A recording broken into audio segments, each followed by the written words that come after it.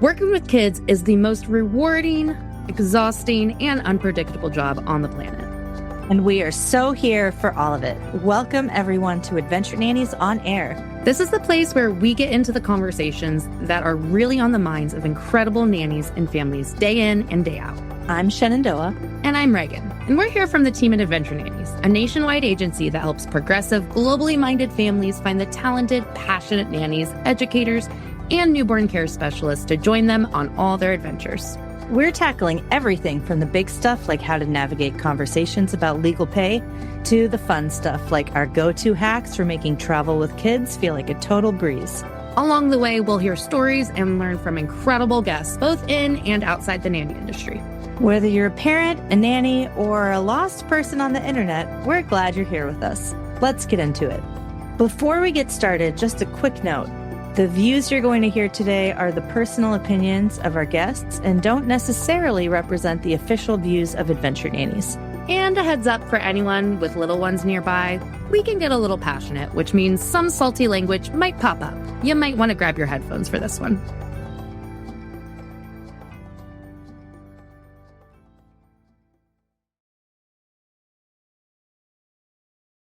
Welcome to Adventure Nannies On Air. Today's episode was recorded live during one of our summit sessions as a part of our free ongoing educational webinar series to support nannies and professional childcare providers to elevate their careers and enhance their skills.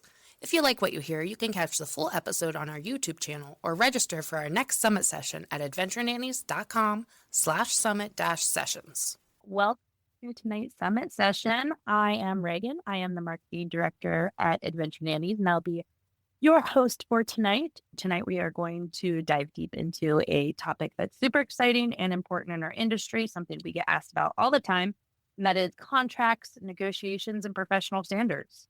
It's not just about paperwork, but defining our value and really protecting careers, building sustainable relationships. So we are talking about how to build systems that prevent burnout, ensure clarity, and empower families and professionals.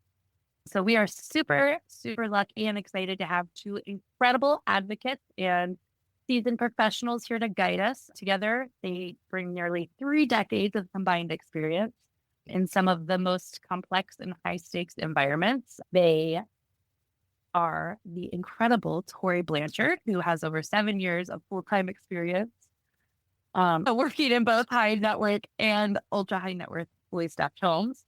And she's done it all from live-in roles to her current focus, which is rota work. So I know so many of you are interested in rotational work. So she has experience with all ages, from newborns to specialized newborn care specialist training to teenagers. But really what brings her perspective is really her background. She also has a business degree and served in the Peace Corps for 2 years, which I didn't find out until I was writing your bio. Which makes sense, though, because she is absolutely amazing. And we also have Kaitlyn Mariner. Kaitlyn is an industry veteran with 19 years of industry experience, and she specializes in ultra high net worth and high profile households. She also has a BS in communication, disorder sciences, and an amazing ability to break down complex topics. And she's here to talk about all things contracts, from cost of living and healthcare to travel pay and professional development stipends. And her knowledge comes from years of hands-on experience, attending conferences, networking with exceptional agencies and teams. And she is a powerhouse advocate for empowering nannies themselves. Welcome, you beautiful ladies. We are so excited to have you here. So welcome in. Thank you. We're excited to be here. First and foremost, you've both said it. This is the basics of this is a profession. So how do you recommend that nannies set the professional boundaries from day one and really define what is a professional nanny? Well, I think we were talking about this, and I think there's 2 good parts to that question. I think the first part is, how do you set those professional standards? And then boundaries along with that, because I feel like they're different, but they are tied together. So I think the biggest thing is you really, from day one, need to set the professional tone. And that is every word of that, in sense of you need to be on time, You need to communicate well and professionally, down to your emails, down to your phone calls, just kind of all the basics of that. Being professional, you need to be accountable for your actions. So if you make mistakes, don't be afraid to say, I made this error. This is how I remediate it. You just need to be aware of those things. And you need to be presentable, I think, too, just showing up. That doesn't mean you have to dress to the nines or have a face full of makeup or anything, but you need to make sure you are presenting how you want them to see you as a professional. So I think that starts with just being professional in those senses, you know. And then when you have those discussions about boundaries, they see you and can meet you where you are, showing up professionally. And those boundaries are easier to create once they see you as that professional nanny. So, Kaitlyn, I don't know if you want to add anything to that, but No, I think you've nailed it. It's just clear communication. It's respecting others' times. It's being honest and upfront about your ideal work environment, your wants for contracts, how you nanny, how you're coming, just honesty and just clear communication right out the gate. yeah, and I Absolutely. think with setting the boundaries with families, that's something that you really have to know ahead of time before you take a job or a position, what you are willing to share and what you're not willing to share and what you're willing to give and not willing to give. I mean, you can definitely decide on the job, but it's a little harder once you start to kind of allow some of those things and then take them back. You know, you really kind of have to think about that, I think, before going into a position. And I would also say, even if your principals are maybe sharing too much, they don't have as many boundaries that you would think they would hold, that does not mean you have to lessen your boundaries to meet them where they are, because you've decided yours, you hold them to you, and just because they're sharing more information does not mean you have to. And about your personal life, you know, everything in regards to that. Mhm. And to add on with Tori, when she's talking about jobs in general, you hear her using words like principal. You'll hear her talking about her charges. She is a career nanny. She's using verbiage that is giving power to her profession and how she's coming to each and every household. So we're not talking about our bosses. We're talking about our principals. We're talking about our contracts. We're not talking about work agreements. Just having that language every time that you're coming to a family really helps you step foot with the profession. I love that. And I'm going to take that opportunity to segue. You talked about the personal lives. I totally skipped though my favorite part of these interviews is where you each give me real quick your 2-minute nanny background and just how you got into the industry, the profession, and just a little bit about your nanny journey. Sure. To give us that background of why you guys are talking about this, because that's totally something that I meant to ask you before we got into it. So, Well, I did the Peace Corps soon after I went to Indonesia. I was a teacher, trainer, and teacher. I worked at a vocational high school in close to Bali in Indonesia. It was wonderful. And after that, I was trying to decide. I had a business degree, but I knew that I didn't really want to focus on business as you see the corporate world. A 9-to-5 job, that was never for me. But lo and behold, had a business degree. So I was like, what can I do? I want to work with kids. I want to travel. Both of those in Indonesia just kind of sealed the deal that I wanted to keep doing it. And so I was diving into different things I could do from there and found Adventure Nannies and started applying, and I received my first position with them. And I was with that family for 3.5 years. I was a live-in full-time nanny, and I worked for them for a long time. We traveled. It was a fully staffed home, ultra high net worth. And I was there for 3.5 years, did some shorter term jobs with families in between. Then started my rota work almost 2 years ago in January. And I was a fly-in, fly-out rotational nanny for one charge in Florida. And I was based out of PA, and I did that for a little over a year. And then actually went back with the family that I worked for back in 2019 and still do the fly-in, fly-out rotational. They're located in California, and I'm home based in Oklahoma City. So I fly in, fly out for that position. So that's kind of the background, I guess. amazing. Beautiful. Kaitlyn, give us your 2-minute nanny story.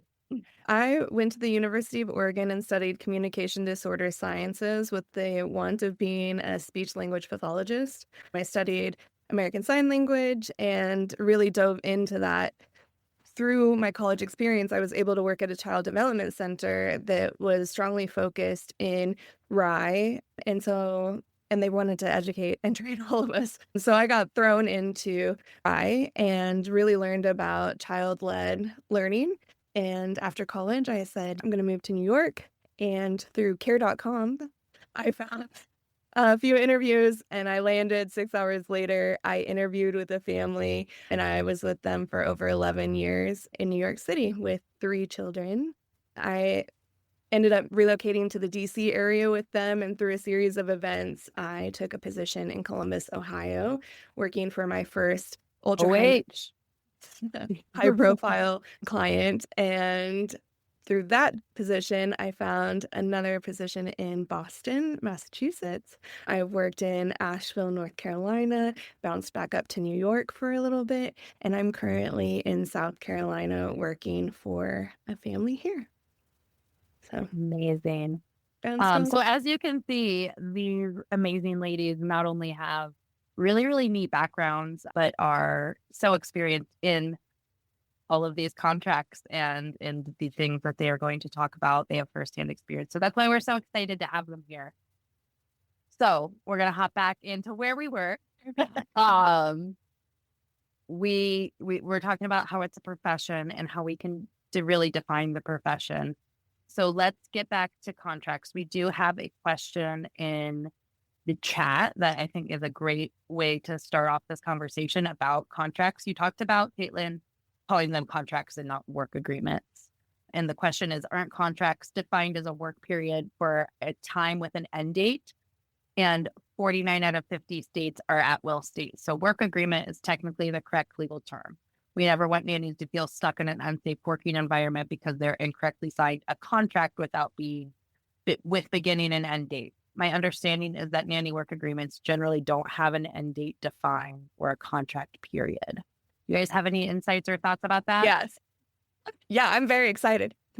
I go for contracts. You can go for a work agreement and not have an end date. That's fine. But with a contract, I do have a year contract. And so each year I'm renewing my contract. I'm renegotiating. I'm getting my yearly review written from my principals. I'm protected with the binding contract with all of the clauses that my principals and I have deemed important for our working agreement. I can't say enough about contracts. I think it protects nannies in so many ways. And you can have a clause in there that you have a 2-week notice period or a 4-week or an 8-week or whatnot. And that goes for giving notice or receiving notice. You can add in a severance clause to your contract and make sure that you're protected.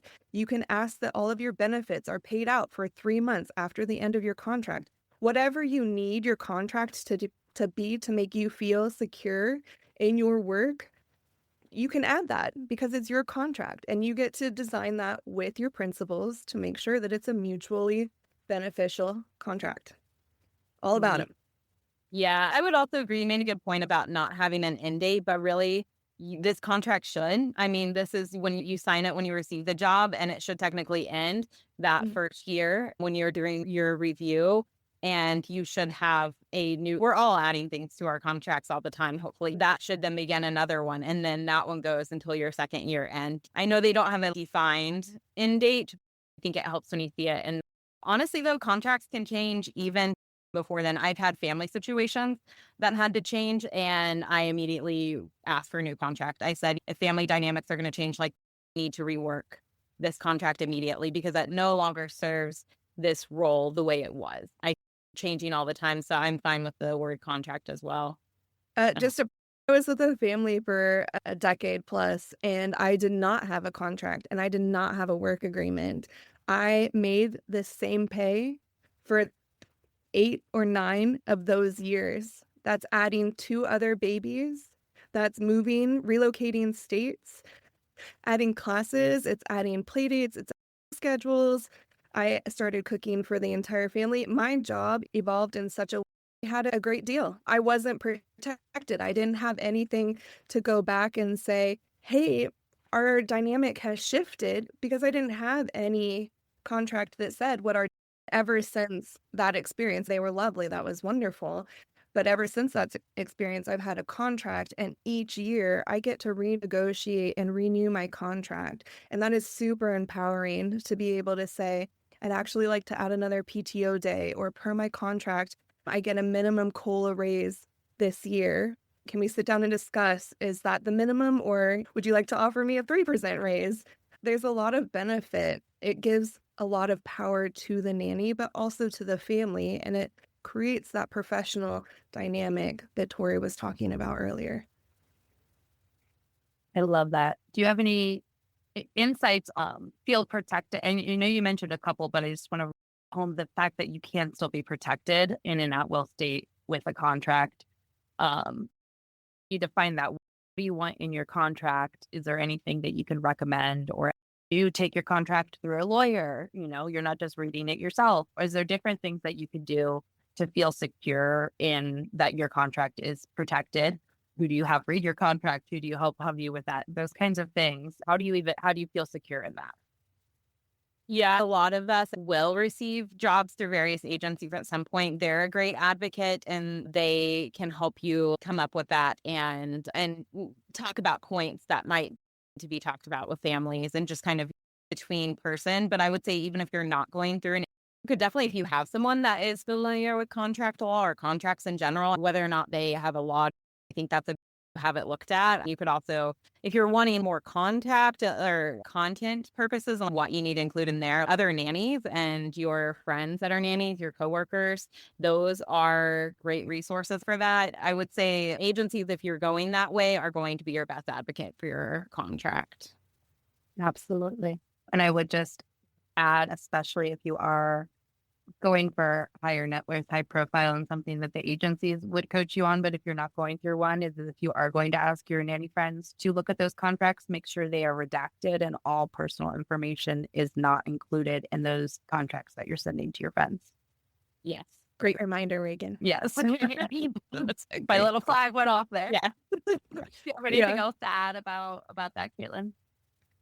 I've written in that if in an at-will state, that if my contract is prematurely ended, that all of my benefits are paid out and health insurance is covered for 3 additional months after the end of my contract. 3 months is a long time to be covered with health insurance and to have that sort of a benefit. So it's really just tailoring it to what you're needing. Mm-hmm.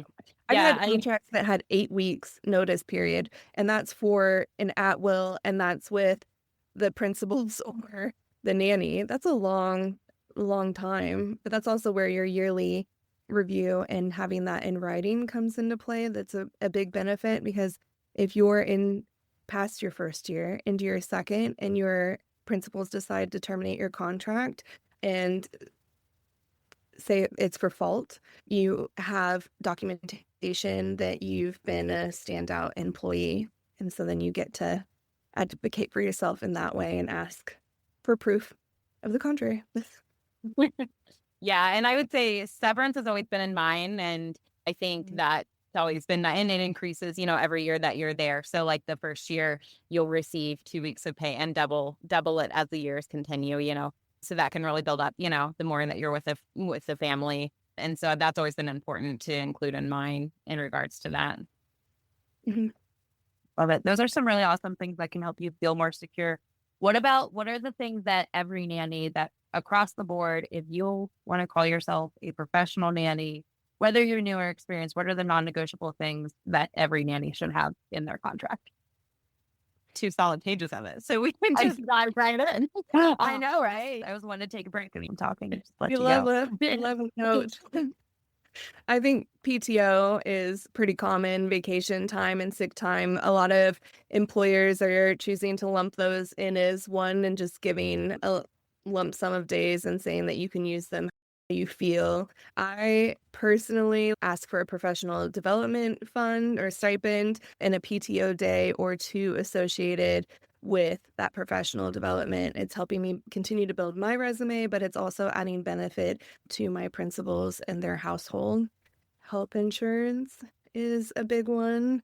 that I think everyone should have, even if it's just a small contribution. If you're asking for that every year, if they're only able to do a small contribution, then I would ask that that's renegotiated every single year. Even adding $10 or $20 every month is I have the yearly review and letter that is presented every year. Whether we're renewing or not, I do get a letter of recommendation. I have a minimum COLA, that's a cost of living adjustment, that's set by the Federal Reserve every year, and this next year it's 2.8%. So it's good to know that no matter what, you will get some small percentage, but I always state that that's a minimum, not a maximum.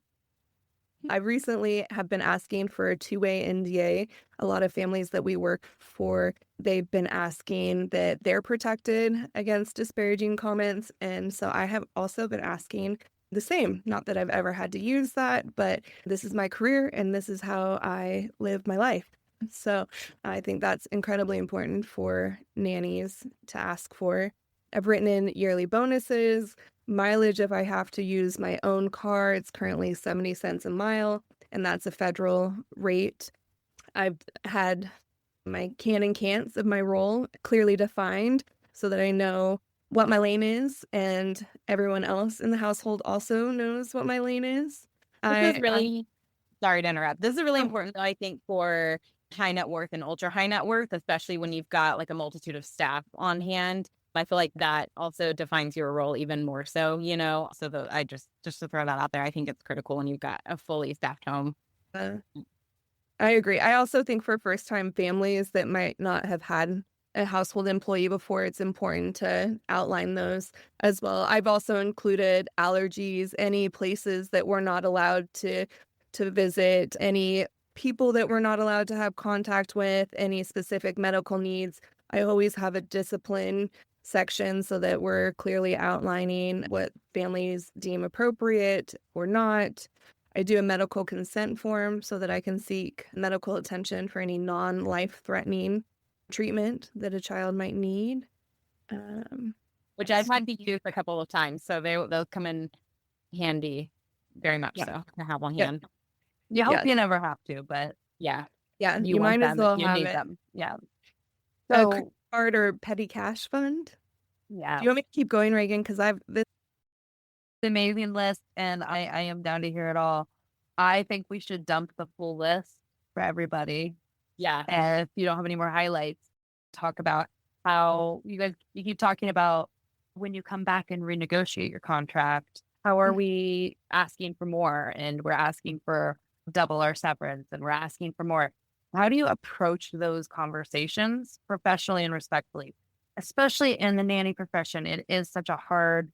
We have those blurred lines of you're in somebody's home, you're seeing their day-to-day life. How do you approach that conversation in a professional, respectful way and advocate for yourself? Do you have any tips for just approaching that conversation? Yeah, so I think I have a few, and if I glance down, I'm just looking at my notes. But I think the biggest thing is that when you're talking about, I guess I should back up.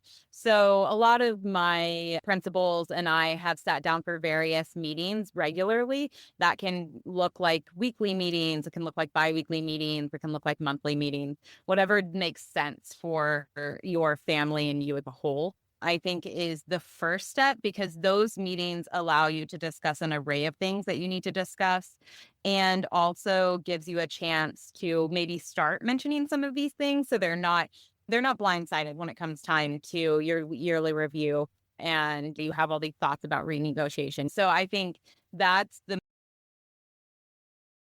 to go deeper into that. I think when you have those meetings, it's a good time to discuss schedules. That can be your personal schedule, but also should be your charges schedule, what you guys have going on for the week. So I think that's a good time to do that. And milestones, especially if you have some of the younger kids that are achieving milestones a little quicker and have more going on. I think those are great times to talk about that and how you're achieving them, how you're working on them. If it's also a great time, if any are not being met and you see any concerns with that, to discuss that in a very sympathetic way that you can mention. So I think those, and then if there are any concerns, whether that is communication or just small concerns in the house, I think those are great times to have those. So definitely, I think most importantly is to start that, because then it will make this renegotiation and yearly review easier when you get down to that. But just in general, for those conversations, I really think you need to come to it grounded. Even if we all have those days, and if your meeting is that day, you can't really help that. But try to ground yourself before going in there, because you don't want to come in hostile or defensive. Really, even if you have a lot you want to talk about, you gotta just try to ground yourself and get there. And then I think you need to be really confident in what you're saying. That doesn't mean you know everything. It means that we all have so much to learn, but that what you do know, you are very confident about, and you are bringing that to them. And if you don't, and which I have many times before, I will say, oh my gosh, that's a great point. I don't know the answer right this second. I will do some research. I would like to get back to you in our next meeting, just to reassure them that, oh, I know all about that. I don't, but I will find your answer, and I will find you resources to get you your answer and bring that to the next meeting. So that goes along with being really prepared for those meetings. Even if it's on your phone during nap time, or you're doing something, maybe make a list of things you want to discuss and have responses prepared too. If you are struggling with that, if you think you get to the conversation and don't feel like you'll be as direct as you want to be, having things written out is really crucial. That way, you know what you can say and you can rehearse those things. And I think it's so important to say them out loud, because the more you say them out loud, even just to yourself in the bathroom, the more you say them out loud, truly the easier it does get when you are face to face with your principals and you're discussing this. And definitely take it from, a lot of us will use I statements, I feel, I see, which are the best way to approach those things instead of you. I have an example. Instead of you are always late to relieve me at the end of the day, you can just say, I'm often here later each day than my contracted hours. We should revisit my schedule and see if there's any changes we can make to a more accurate time to end my shift. If you don't already have overtime hours, you can definitely add in, I don't mind staying the extra amount of time, but I would like to discuss an overtime rate. Those are great times to kind of use that, but definitely from an I statement and not a you are doing this, you've done this type of place.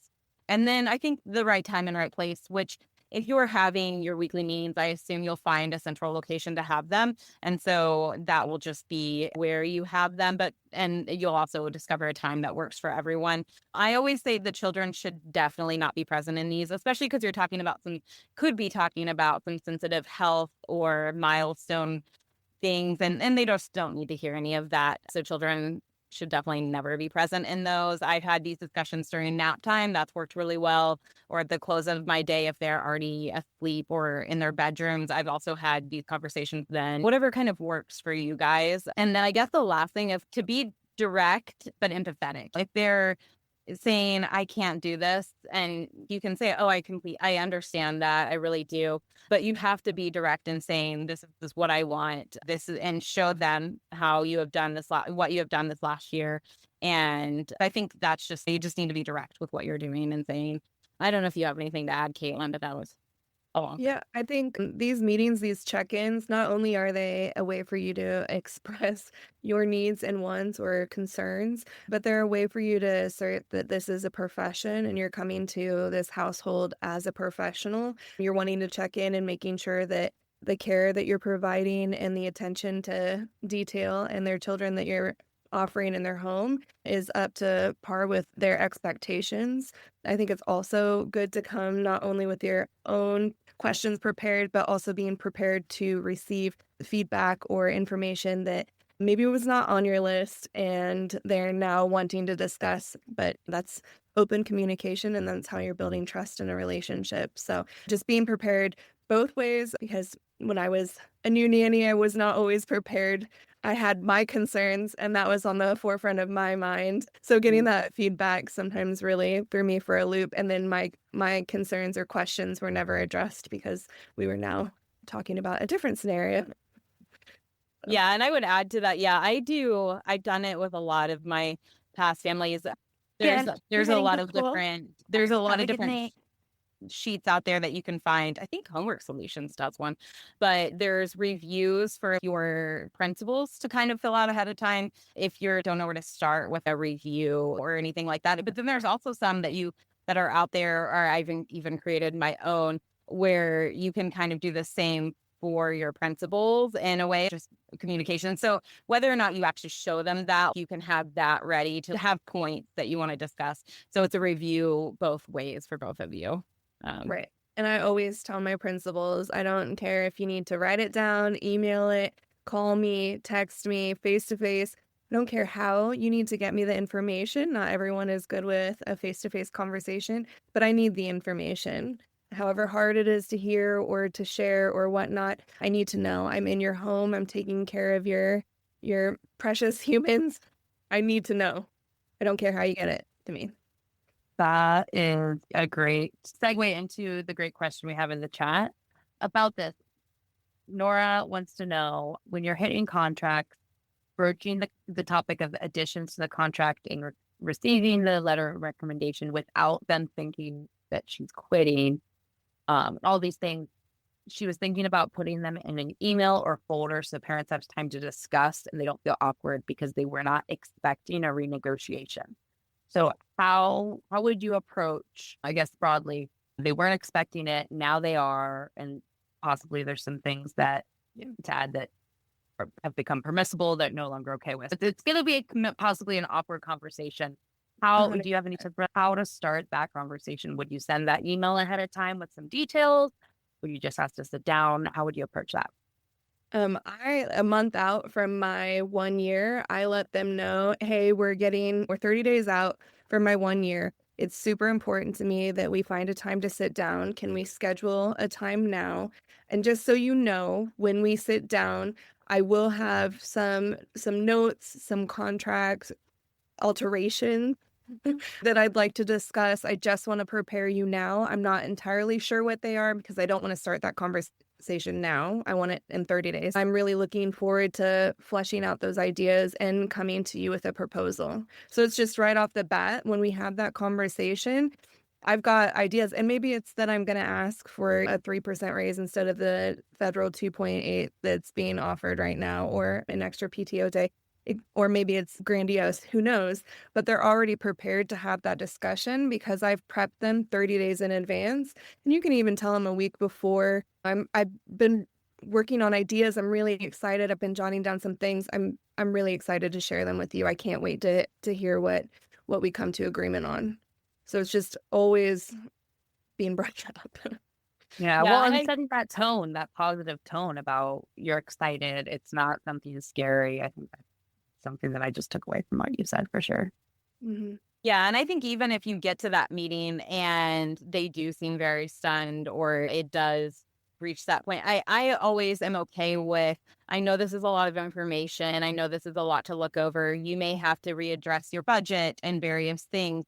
I'm very comfortable waiting and schedule that in there, or say, I would love to hear from you by this day with a response, because that also gives them time. They're not having to sit in that meeting or yearly review and be like, oh my gosh, we need to talk about they need to talk to their other network too. Yeah. So I think that's really great too. If you need to give them a little bit more time, say, we can rediscuss this in a week. I know this is a lot of information I've given you.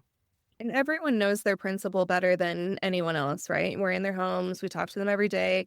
We know them. So maybe your principal is the person that, hey, I had these ideas. We're meeting next week.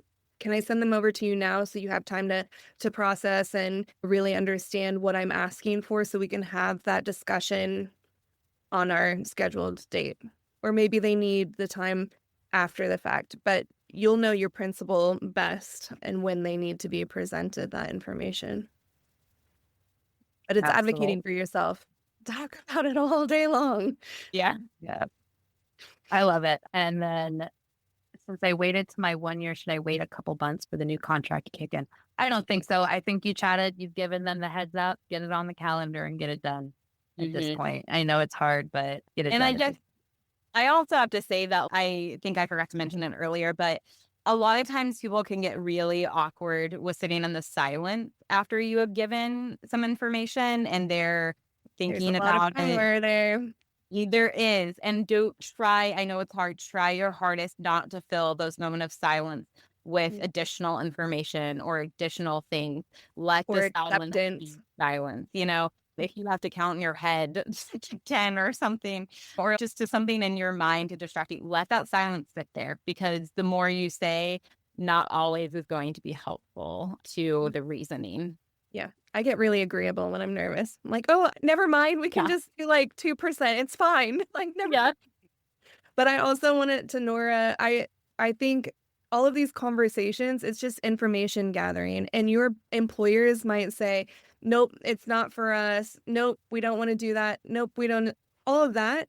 It's just your answers to the questions. So then you get to have all the answers and then decide where you need to go from that. If that's applying for more positions, are you feeling comfortable just staying there for the time being, or a shift in careers, whatever it may be, but you're just information gathering. I forgot what I was going to say. My cat just. Okay. Well, I had that written out too, because I don't ever like to threaten to quit any position. But and it's not even a threat, but at that point, if you've already brought this up to them, if they've thought about it, you've come back and met, and everything is no, no, no, then at that time, you have a right to say, okay, I'm going to have to reevaluate a lot of these things just so that I can continue to afford the cost of living in this area. I'll get back to you. And that's when you use all the information you have to reevaluate your situation, because at the end of the day, actually, I have a story from today at brunch, which is a whole side note. So I went to brunch today, and I messaged Kaitlyn about this immediately. So I was sitting, there's a table not right next to me, but right over, and I noticed that she was talking about her nanny. And so this mom was talking about her nanny. So I was like, oh, I'm gonna listen to this. And she was saying, she wants $20 an hour and her overnight rate is $200, and all the things that sometimes we hear. She's just sleeping, why is her rate that high? Just blah, blah, blah. But she said at the end of it, she said, I guess I'm gonna have to figure it out because we like her and she works with our schedule. And so I was like, I think a lot of times we're so afraid of that no, which could very much happen. But I think we don't give credit to the fact that there could also be a yes, and she doesn't like any of those rates, but she clearly is going to keep this nanny because it definitely works for her family. So I think little things like that, I always think about, they're going to say no. It's not like they're going to say yes, but I'm always usually surprised by what I get. So in response, I just thought that was funny that happened today. Yeah. I love it. I think just to add on I think 2 years ago at Nanny Camp, there was a speaker there, or maybe it was just a breakout, but someone said that if you stay in your same career or with your same family for 5 years, you will be making the same hourly that the new nannies on year 1 are making. So that's where I'm talking about the contracts and, advocating for yourself for professional development and all of that, because we worked really hard to get where we're at. We don't be back down here. We want to make this better for everyone else that's coming up, but we also want to, value what we've poured into ourselves and these families in our career. So really keeping that in mind when we're talking about contracts. Yeah. And each time I feel like you stand up for yourself in various ways, big or small, you're setting the tone for the nannies that are coming after you and in the jobs that are, that they're coming into.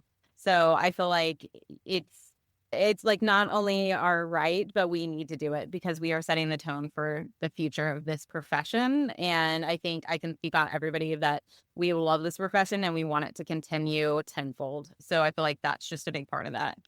Mm-hmm. I mean, I can't tell you how excited Tori and I were talking about industry standards last week or so. Yeah. I love it. Yeah. We're going to jump into our question and answer session. Got about 15 minutes left. Claire, you've got your hand up. Did you have a question for our lovely guest? Yes. Hi, ladies. Hi, Tori, that was such a positive story. I love that story. Thank you for sharing that. That felt very inspiring. But I actually wanted to touch on something you said earlier. You said when you approach these meetings, obviously you're prepared. You're bringing the things you said that you've accomplished over the past year. I'm a special needs nanny and I work primarily with children with autism. So, in regards to milestones, things look a little bit different. I can't always say that we've hit this and this just for the nature of the work that I'm doing. So, I just want to hear from you and Kaitlyn, just in general, what are the kind of things you're bringing to meetings in terms of what you've accomplished with the kids? I have to say, I don't currently work with any kids that are on the spectrum, but I do work with a child that has ADHD, and my wins may be really small. They may be really small for that day or that week, but they are as simple as my charge went straight to the shower versus getting so distracted. It's going to be a small win or milestone, but over time, those add up tremendously. So they just look a little different, I feel like, but they're still such big wins, when you have them. So thank you so much for asking that. Because often I think my wins they're not the same with my charge with ADHD versus my other charges. They're just as important, and it may be small, but it's a win and a milestone achievement. Go ahead. I don't know if you have anything to add, Kaitlyn. I do any and everything. So, again, they're small things. They don't have to be big. We know that development is a spectrum and it just happens how it happens. So, this week we had one day where we were on a really great nap schedule and we slept through the night. That was our win. So, I'm bringing small things like that. It doesn't necessarily have to be for the entire year. It could be more present things in our mind. But we had our first family trip. So when I have my year review, I'll be talking about like how wonderful that trip was and, how we effectively communicated and navigated travel and, all of those things. But that happened a year ago. And then I'll probably mention, if we're on an established schedule and how that's going, or did we try a new food, twice this week, or, just small moments, but they mean a lot to our principals. They're the parents of these little humans, and they get really excited when we squiggle a line with a crayon instead of throw the crayon, Yeah. So it doesn't have to be big wins to be really exciting and something of value to a household, to a family. Yeah. What are their goals? We have another awesome question, and then we'll go to Claire after that. This one's in the chat. How can nannies ask for professional development contributions, and what counts as professional development? Classes, certifications, etc. And I'll add on what we're all asking. How do you also ask them to pay for nanny camp? Does that count as professional development stipend? But yeah, how do you ask for that? And what would you include? I think the easiest ask is maintaining your CPR and first aid certification. That is crucial, in my opinion, to any nanny, any professional in childcare in general. So just asking for them to reimburse for that. But I've gone as far as to, hey, this conference, it was at Nanny Palooza. This one speakers here have been reading and all about them and following them, and they're talking about child development in XYZ, which is really applicable to where we're at currently. And I'd love to go pick their brain, hear what they're sharing, hear how the industry has changed. What do you guys think about that? And then just asking for them to pay for a portion of that. I think professional development could be as simple as, will you pay $20 a month for me to purchase a book on child development, a Rye on Reggio, or I don't know. There's so many different ones. Yeah. It can be really simple and it doesn't have to be huge, but it's helping be you your Audible in your career. subscription or Yeah. I think the same. And even if it's small, like that's going toward, going towards your further learning and helping them. So I even if you don't have one, I do recommend starting small. That way, your principals can kind of get comfortable with that too. But there's INA conferences, and I include Nanny Camp. So there's Nanny Camp as well. There's just so many conferences and ways that you are going to be able to better yourself for your principals and your family. And they might need a little bit more at the beginning, like a book. They might need to know exactly what it is just to get comfortable with giving that stipend. But that's when CPR, first aid, books, that's a good way to kind of start out so that they can become comfortable with that. Right. Of your And point out how you're using it. If you're reading a book because they were only comfortable with the $20, say, oh, look at this block tower. We've been working on stacking blocks. It was this method that I read in this book where you're, talking about the colors and the shapes and, Yeah. all the things. Community colleges also have child development courses that you can take. Usually they're a little bit cheaper. Child development centers at universities often will have conferences that you can pop into. There's lots of little things. There's seminars online. So, there's free ones that you can do from Newborn Care Solutions. You can take one of her free ones and then just say, oh yeah, on my own time, I watched this lesson and now I'm applying it here. I'd love to take the class that Tanya just rolled out. It's this much and it covers this, this, and this. It's great. Or I know also we touched on it at Nanny Camp because Dr. Jen was there. The formator course she came out with is a wonderful tool. You can bring out like people that have reviewed her course and show what it's all going to teach you for you to bring to your table. So there's just so many out there. Absolutely. Those are all great tips. I love it. We'll make sure we drop the formative course in the link because that is a really awesome one. Claire, what is your question for our lovely guest? So I had been doing more short-term contact.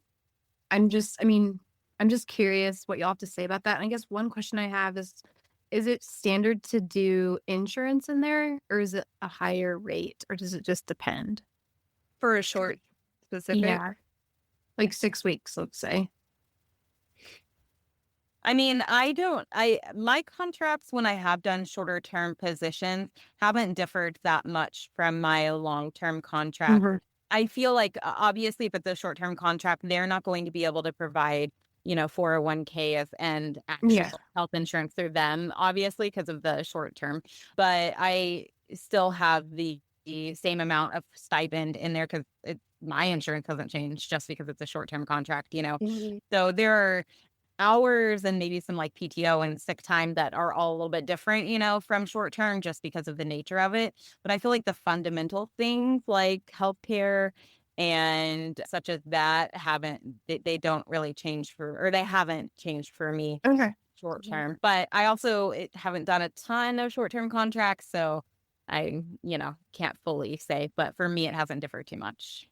I would just say have your rate reflect exactly what you need covered. I don't think you need to break it out for I just I do short have a higher rate, especially like for Asheville. So I didn't ask for insurance, but then I was kind of reflecting. I was like, it actually I think would be in my favor to maybe charge a little. Like I would be willing to charge a little bit less than get the stipend because the stipend wouldn't be taxed.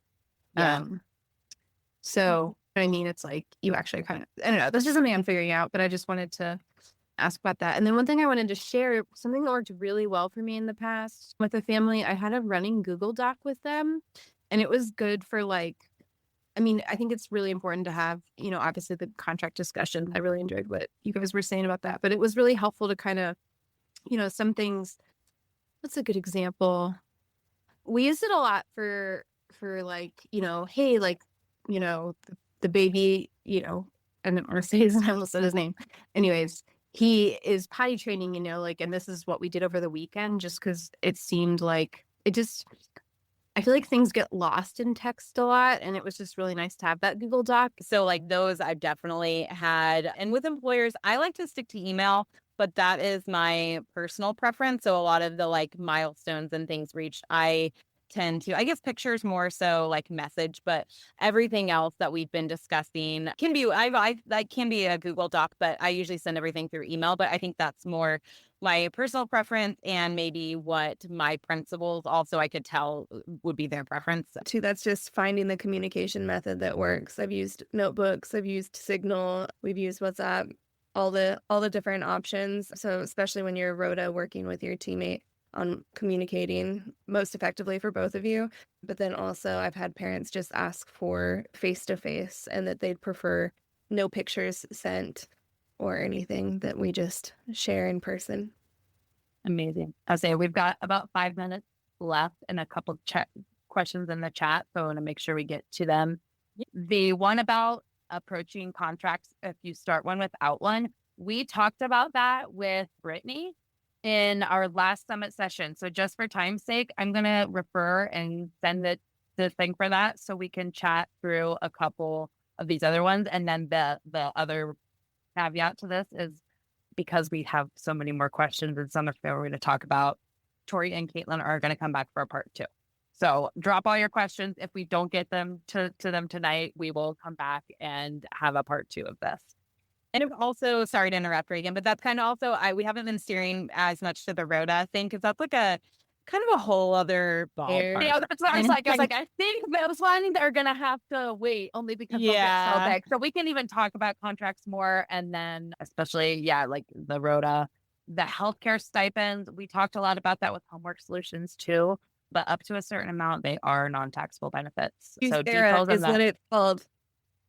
There we go. Thank you. QSERA. Yes. So get a QSERA as long as it's set up properly, then it is non-taxable. So let's talk about this super fun question though. What are the high-end benefits we're asking for? Retention bonuses, we talked about a little bit, but if you have the full benefit, you have 401k already. What are the higher end when you are, asking for these benefits? What are some of the fun ones that you've heard of, whether you're asking for them for yourself? We've got some fun ones, others in the chat that we can chat, but I want to hear your guys' first. Well, Tori and I were talking earlier about my Rhoda experience paired with her Rhoda experience. And she had mentioned that she did not have PTO. And I worked 1 week on, 1 week off. And I had requested and received 2 weeks PTO on top of my Rhoda position, which was really. And I also, what I thought was the best one that I've ever had, I asked for 20% of my gross as a bonus end of year cash.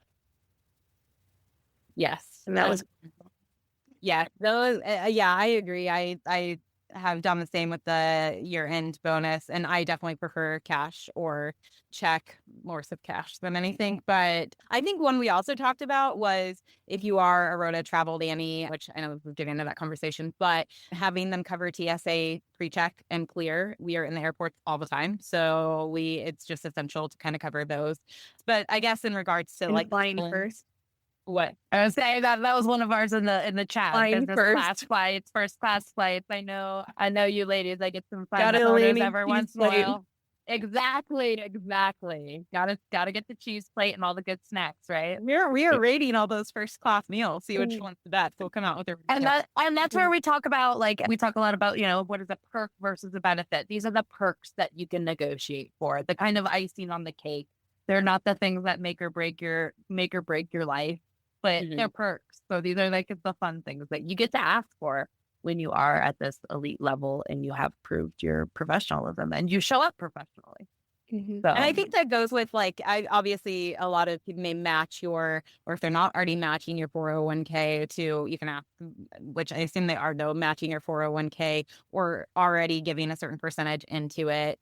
But yeah, just increasing, it's just, there's so much, which I know will kind of really write out that document, but extra travel stipends when you're traveling, when we are in our summer location, I get an extra $300 a week for groceries, and that's on top of everything else that I already, because it's higher cost and it's less accessible where we are. So just some of those things, like you said, they're perks, but those are kind of my non-negotiables when it comes to different places and what we're doing. I had my pet sitter was paid anytime that my family wanted to travel. That was something that was covered from my employers, which was wonderful. Yeah. So, there's lots of fun ones. People have been given work cars that are also their personal vehicles that they have full access to. I had a friend that it was written into her contract that she had a week at her employer's vacation home that she got to use it. Whatever. That's amazing. I would say I see it in the chat. We have one for physical wellness program or gym membership. I think that's an amazing, because that's such an easy sell too. You want to be your best self. You want to show up at work your best self and having that support. And so it's such an easy sell because that is what's supporting your health and your ability to show up your best self in your role as well. So I love it. We are at time. So I'm going to cut off because I could chat all night with you ladies, but we will come back for part 2. So stay tuned. Thank you guys so much. Thank you, everybody in the audience who brought questions or was just here to participate. And like I said, we'll be back for part 2. So if you have any questions that you didn't get answered tonight or things that come up, feel free to send an email to myself. If you've got Tori or Kaitlyn's number, shoot it to them, shoot it in our stories, Instagram, and we will come back for part 2 to answer some more questions. I just want to throw it out there. Like if you already follow us on socials or anything and you are kind of having specific questions, you can feel free to reach out. We do need to protect NDAs and everything in regards to that. But other than that, I feel like we could still help you even, without that, obviously without that information. Yeah. So if you have any questions, like I'm always an open book, so you can reach out. What's your Insta? Oh, my Insta's at tor_Blanchard. It is private. I keep it that way just for family purposes and everything. So, but please request follow me. Yeah, I'm Facebook, Instagram. I don't do much other than that, though. Yeah. I'm Ask Day Day. So let's chit chat. Yeah. Absolutely. So excited. Thank you for being here, everybody. And we will see you next time. Thank you. Bye. Bye.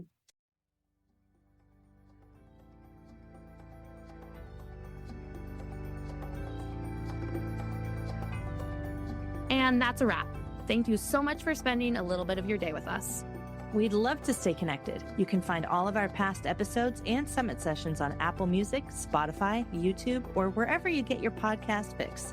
For the inside scoop on the latest job opportunities and community stories, you can always find us at adventurenannies.com or come say hi on Instagram, Facebook, or Blue Sky. If you loved this episode, we'd be over the moon if you leave us a review. It's a huge help in getting the word out to other folks. And if you hated this episode, well, we're sorry. It can't have been that bad if you made it this far, right? We'll catch you next time. Bye.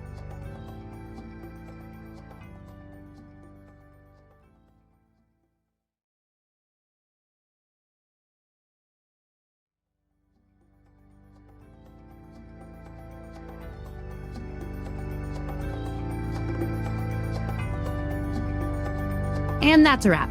Thank you so much for spending a little bit of your day with us. We'd love to stay connected. You can find all of our past episodes and summit sessions on Apple Music, Spotify, YouTube, or wherever you get your podcast fix. For the inside scoop on the latest job opportunities and community stories, you can always find us at adventurenannies.com or come say hi on Instagram, Facebook, or Blue Sky. If you loved this episode, we'd be over the moon if you'd leave us a review. It's a huge help in getting the word out to other folks. And if you hated this episode, well, sorry. It couldn't have been that bad if you made it this far, right? We'll catch you next time.